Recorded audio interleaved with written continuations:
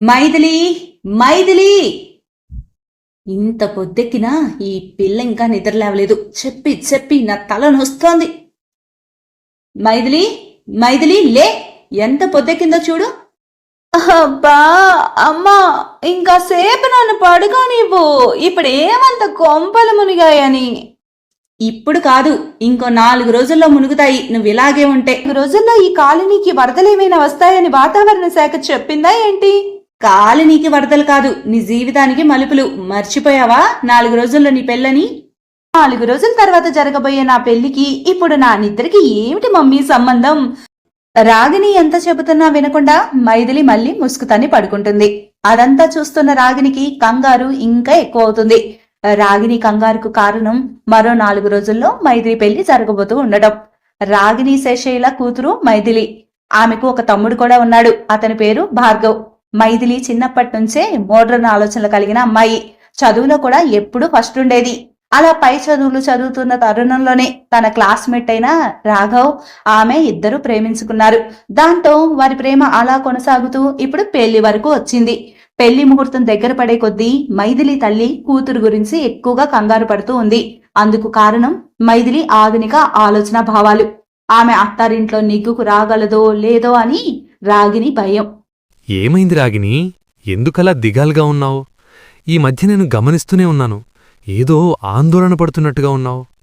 పడక ఏం చేయనండి, చూసారా మీ ముద్దుల గారాల పట్టి 11 అవుతున్నా ఇంకా మంచం దిక్కుండా ముసుగేసుకుని అలాగే పడుకోనుంది. రేపు తన అత్తారింటికి వెళ్ళాక ఇలా సాగదు కదా. తను ఈ అలవాట్ల వల్ల ఎన్ని సమస్యలు వస్తాయో అని కంగారుగా ఉందండి. బాగానే ఉంది నీ కంగారు. అయినా అమ్మాయిని ఏమన్నా అండమాన్ జైలుకు పంపిస్తున్నావా ఏంటి? అత్తారింటికే కదా. చూడు రాగిని, మైథిలి చిన్న పిల్లిమి కాదు. తన ఆలోచనలు తప్పు కూడా కాదు. ఇలాంటి చిన్న చిన్న విషయాలను నువ్వు భూతద్దంలో చూస్తున్నావంతే. పరిస్థితులు అన్నీ అవే సర్దుతాయి. నువ్వు కాస్త స్థిమితంగా ఉండు. శేషయ్య అక్కడి నుంచి వెళ్లిపోయాడు. భర్త మాటలు రాగినికి అర్థమవుతున్నా ఎక్కడో ఇంకా రాగిని మనసు అతలాకుతలం అవుతూనే ఉంది. ఎందుకంటే రాగిని కూడా ఒకప్పుడు అత్తారింట్లో కోడలుగా అడుగుపెట్టే నేడు తల్లి స్థానానికి చేరుకుంది కాబట్టి. ఇలాంటి చిన్న చిన్న విషయాలే రేపు చిలికి చిలికి గాలివానగా మారతాయని ఆమెకి తెలుసు కాబట్టి. కాకపోతే ఆ భయాన్ని ఏ విధంగా బయటకు తెలియచేయాలో రాగినికి సరైన మార్గం తెలియక తనలో తానే దిగులు పడుతూ ఉంది. అలా చూస్తుండగానే 4 రోజులు త్వరగా గడిచిపోయాయి. మైథిలి రాఘవుల పెళ్లి జరిగిపోయింది. బంధువులు మిత్రులు అందరూ వారిని ఆశీర్వదించి వెళ్లారు. 3 రాత్రుల ముచ్చట కోసం మైథిలి రాఘవులు మైథిలి పుట్టింట్లోనే ఉన్నారు. మైథిలి, ఇప్పుడు నువ్వు చిన్న పిల్లవు కాదు. నీకు పెళ్ళయింది. ఈ 3 రోజులే నువ్వు నీ పుట్టింట్లో ఉండేది. ఆ తర్వాత శాశ్వతంగా అత్తారిల్లే నీదవుతుంది. చూడమ్మా, ఈరోజు మీ మొదటి రాత్రి. నీ భర్త మనసును నొప్పించకు. అతని ఏం చెప్పినా ఏం చేసినా నీకు నచ్చినా నచ్చకున్నా అతని మాట మాత్రం విను. భర్తకు మాత్రం ఎదురు చెప్పకు. అర్థమైందా? ఏంటమ్మా, ఏం మాట్లాడుతున్నావు? నచ్చకపోయినా ఏం మాట్లాడకుండా వింటూ నిల్చోడానికి నేనే ఫీలింగ్స్ లేని రోబో కాదు. నాకు నచ్చితే నచ్చిందంటాను, నచ్చలేదంటే నచ్చలేదని చెప్తాను. ఇదిగో ఈ మొండితనమే నువ్వు మానుకోవాలి మైథిలి. నువ్వు ఆడపిల్లవి, అతను మగాడు. ఆడపిల్ల సర్దుకుపోతూ కాపురం చేయడమే అనాదిగా మన సాంప్రదాయం, ఆచారం. అది ఆచారం కాదమ్మా, మన గ్రహచారం. ఎక్కడో బలవంతుడైన ఒక మగాడు ఓ గీత గీస్తే బలహీనురాలైన ఓ ఆడది అది పాటిస్తే అది సాంప్రదాయం అంటూ నడిపిస్తున్నారు. చూడమ్మా, ఈ ఆడ మగ అనేది కేవలం జెండర్ విషయంలో మాత్రం వేరంతే. మిగతా భావాలు, కష్టాలు, సుఖాలు అన్నీ అందరికీ సమానమే. సాక్షాత్తు ఆ మహాదేవుడైన పరమశివుడే తన భార్యకు అర్ధభాగమిచ్చి ఆలు మగలు సమానమని చాటాడు. ఆ పరమేశ్వరుడు చెప్పిన దానికంటే గొప్పవా? ఎవరో ముక్కుముఖం తెలియని వారు నిర్దేశించిన ఈ సాంప్రదాయాలు, ఆచారాలు? చూడమ్మా, నా దృష్టిలో తప్పు ఎవరు చేసినా తప్పే. దానికి ఆడ మగ అనే భేదం ఏమీ లేదు. నేను తప్పు చేయను, నా విషయంలో ఎవరైనా తప్పు చేస్తే సహించను. అలాగని నేనేమీ రాఘవ్ దగ్గర అహం చూపించను. ఒకవేళ అతను నా దగ్గర అహం ప్రదర్శిస్తే మాత్రం చూస్తూ ఊరుకోను. ఎవరికైనా, ముఖ్యంగా ఆడవారికి సహనం ఉండటాన్ని నేను కాదనను. కానీ ఒక మనిషికి, అందులోనూ ఒక ఆడపిల్లకి అంతకన్నా ముఖ్యమైనది ఆత్మాభిమానం. అది చంపుకొని ఎవరి దగ్గర తల వంచకూడదు. అయినా నువ్వు ఇవన్నీ ఆలోచిస్తూ టెన్షన్ అవ్వకమ్మా, నాకు ఫుల్ క్లారిటీ ఉంది. తాను చెప్పాల్సిందంతా చెప్పి మైథిలి అక్కడి నుంచి రాఘవ్ గదికి వెళ్ళింది. మైథిలి మాటలకు రాగిని షాక్తో నోరెళ్లబెట్టింది. ఇదంతా చూస్తున్న శేషయ్య వచ్చి రాగిణిని గట్టిగా తట్టి పిలిచాడు. అతని పిలుపుతో రాగిణి ఈ లోకంలోకైతే వచ్చింది కానీ ఇంకా ఏదో తెలియని షాక్లోనే ఉంది. ఏంటండి హోమ్ మినిస్టర్ గారు, మీ లెక్కలు నా కూతురు దగ్గర తప్పేయా? మీరలా నవ్వుతూనే ఉండండి. మీకేమైనా పడితే కదా అసలు. అయినా కాస్త కూడా కంగారు లేదు మీకు. అసలు మైథిలి ఏం మాట్లాడిందో విన్నారా? సంపూర్ణంగా విన్నాను. బాగానే మాట్లాడిందే, కరెక్ట్గానే మాట్లాడిందే. ఇన్ఫ్యాక్ట్ చాలా పర్ఫెక్ట్గా, ఫ్యాక్ట్గా కూడా మాట్లాడింది. ఏంటి ఎటకారమా? అలా తను తలతిక్కగా మాట్లాడితే ఆవేశమో ఆందోళన కాకుండా ఇలా ప్రయాసపడుతూ ప్రాసలు వదులుతున్నారా? ఆవేశం కాదు, ఆందోళన కాదు, ఆనందంగా ఉన్నాను. నా కూతురికి ఇంత ధర్మం తెలుసా అని ముచ్చటపడుతున్నాను. చూడు లగిని, మైథిలి మాటల్లో నీకు కావాల్సినది తీసుకున్నావు కాబట్టి కంగారుగా ఉన్నావు. నీ అభిప్రాయం, నా అభిప్రాయం, మైథిలి అభిప్రాయం పక్కన పెడితే మైథిలి మాటల్లో తప్పేమైనా ఉందా? తప్పుందా అంటే తప్పేమీ లేదు, కానీ అది తప్పే కదా.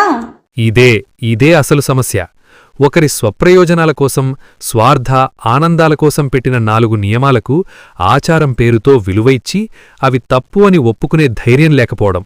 నా కూతురికి ధైర్యముంది, అందుకే తప్పు ఒప్పులు చక్కగా చెప్పింది. శేషయ్య మాటలు నవ్వులో అర్థం రాగినికి సరిగా అర్థం కాలేదు. ఏంటి మైథిలి, ఏదో ఆలోచిస్తున్నావు?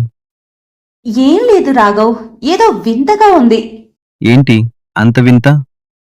ఏమో రాఘవ్, మా అమ్మ కారు, భయం, ఆమె మాటలు వింతగా ఉన్నాయి. నేనీ రోజు ఇలాంటివి మా అమ్మ నోటి వెంట వినలేదు. ఏదేదో చెబుతుంది, పెళ్ళయింది అది ఇది అని.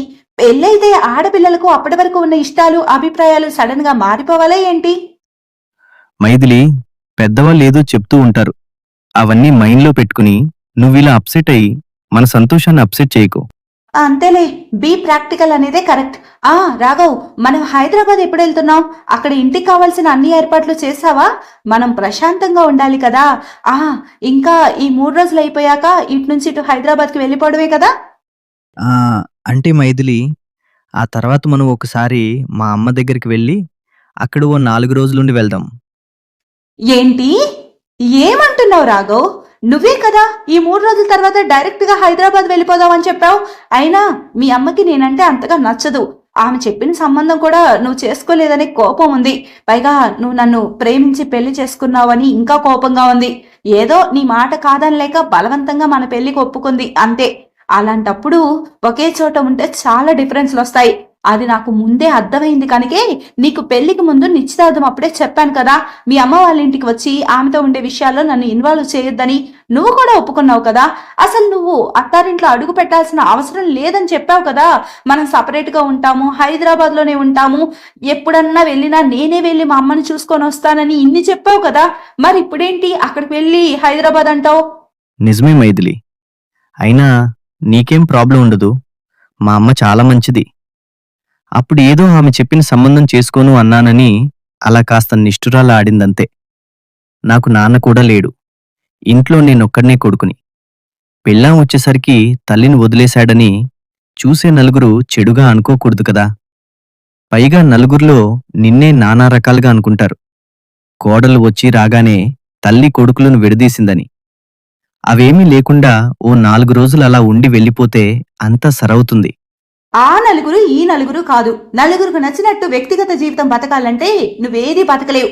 వాళ్ళేమనుకుంటున్నారు, వీళ్ళేమనుకుంటున్నారు అని కాదు. నువ్వేమనుకుంటున్నావో స్పష్టంగా చెప్పు. నీ అభిప్రాయం నాకు, నా అభిప్రాయం నీకు ముఖ్యం అంతే.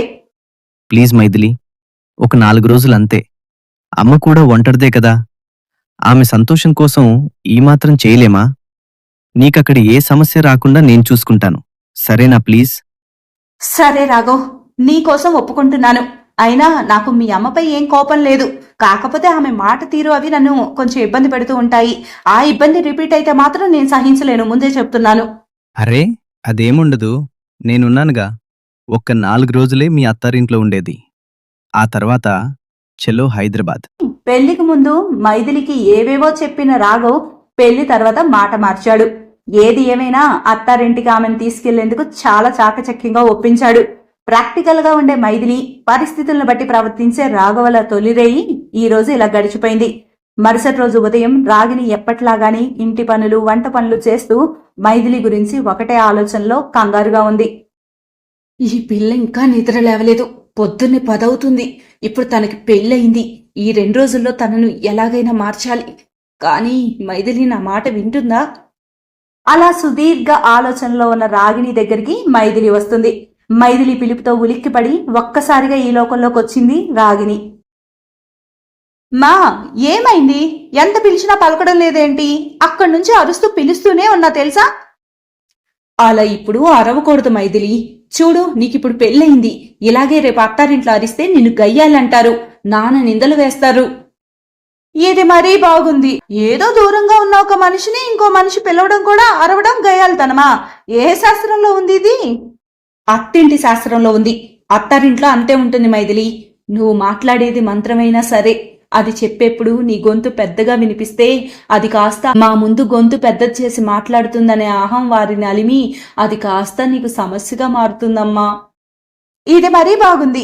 అయినా అలా ఆలోచించే వాళ్ళ తప్పు. వాళ్ళు తప్పుగా ఆలోచిస్తున్నారని వాళ్ళని అలా ఆలోచించడం మానుకోమని చెప్పడం మానేసి కోడలు గొంతు నొక్కేసుకోవాలని చెప్పడం ఎంతవరకు కరెక్ట్?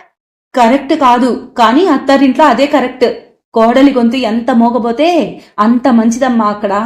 ఎంతవరకు కరెక్ట్? Non sense. దేవుడు మనుషులకిచ్చిన అద్భుతమైన వరం మాట.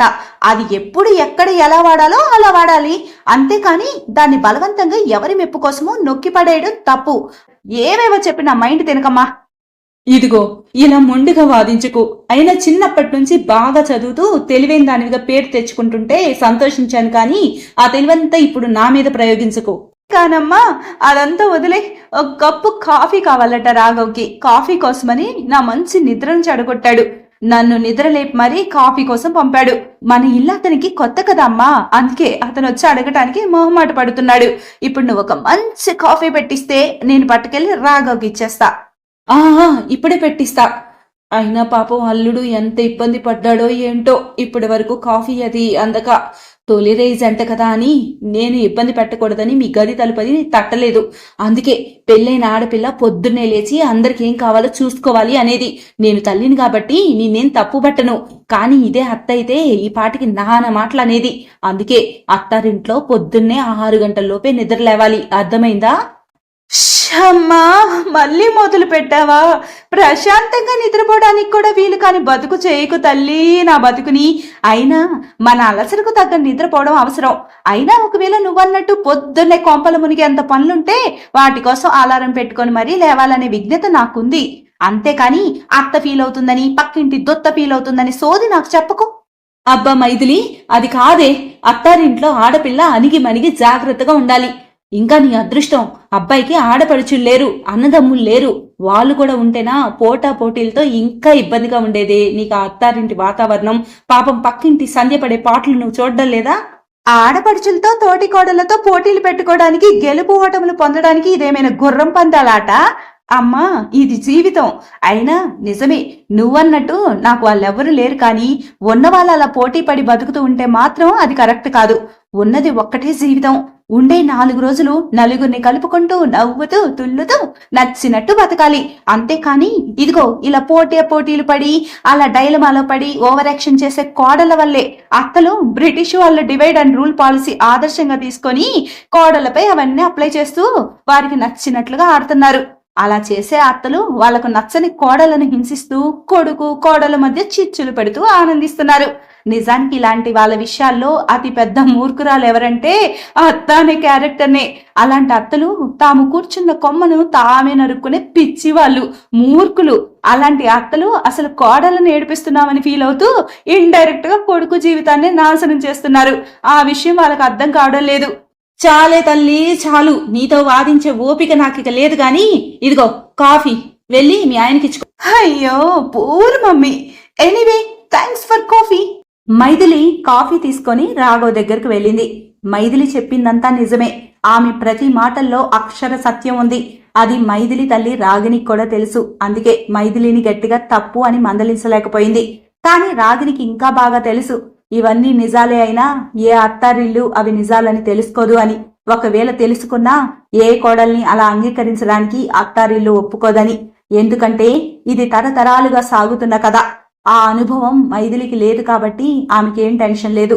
కానీ జీవితమంతా అనుభవించిన రాగినికి మాత్రం అత్తారింట్లో తన కూతురు భవిష్యత్తు గురించి గట్టి ఆందోళనే ఉంది. అందుకే మైథిలిని అణిగి మణిగి ఉండమని, తప్పు లేకుండా నోరెత్తకుండా మౌనంగా ఉండమని, అప్పుడే అత్తారింట్లో తాను నిగ్గుకు రాగలదని చెప్పే నానా ప్రయత్నాలు చేస్తుంది. కానీ మైథిలి మాత్రం లౌక్యం కన్నా నిజాయితీని ఎక్కువగా నమ్ముకుంది.